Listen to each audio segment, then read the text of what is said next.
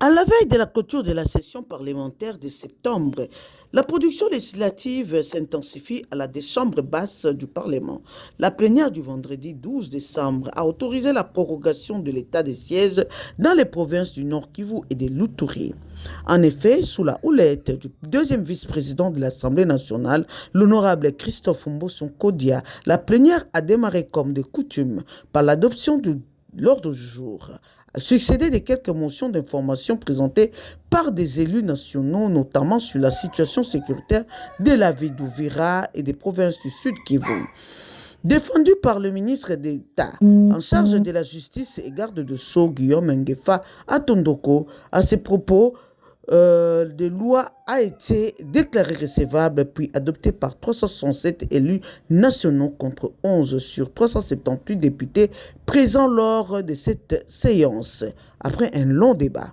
La plénière s'est poursuivie par la présentation de deux propositions de loi. Il s'agit de la proposition de loi portant principes fondamentaux relatifs à l'élevage en RDC initiée par l'honorable Soften Maombi Kachongo et celle modifiée et complétant la loi portant code de travail telle que modifiée à ce jour, introduite par l'honorable Patrick Eshiba Kassemwana.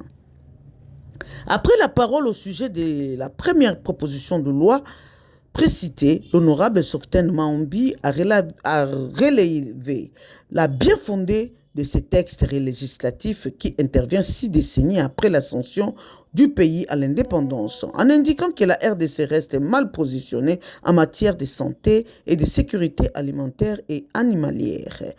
Pour lui, le développement du secteur de l'élevage reste un défi à relever dans le pays en vue de booster et diversifier l'économie nationale. À ce jour, l'arsenal juridique et législatif du secteur de l'élevage est considéré et constitué des textes obsolètes quant à leur applicabilité par rapport aux dispositions de la Constitution en vigueur, voire même des traités et accords internationaux.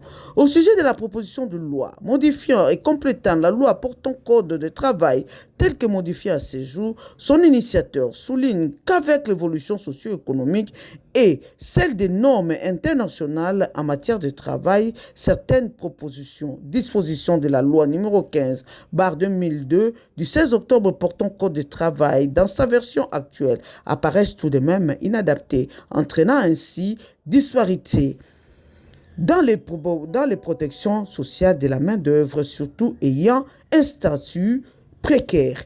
Il s'est avéré dès lors nécessaire d'engager la RDC dans cette marche vers la protection sociale de cette Merci, partie madame. de la main-d'œuvre.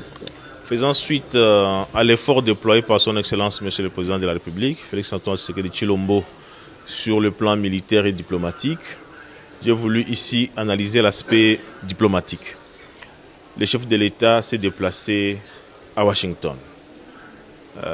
Devant le président américain, ils ont entériné les protocoles ou l'accord de paix signé par nos ministres des Affaires étrangères le 27 juin. Mais pendant qu'ils étaient là, le Rwanda avait déployé et ses hommes, et ses machines, et ses équipements modernes pour déranger encore les territoires de la RDC. Donc cette agression ne fait que trop durer.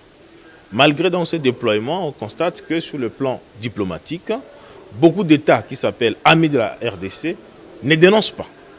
C'est donc une hypocrisie internationale. Au contraire, fournissent des armes des nouvelles générations au Rwanda, qui vient intensifier son agression contre la République démocratique du Congo.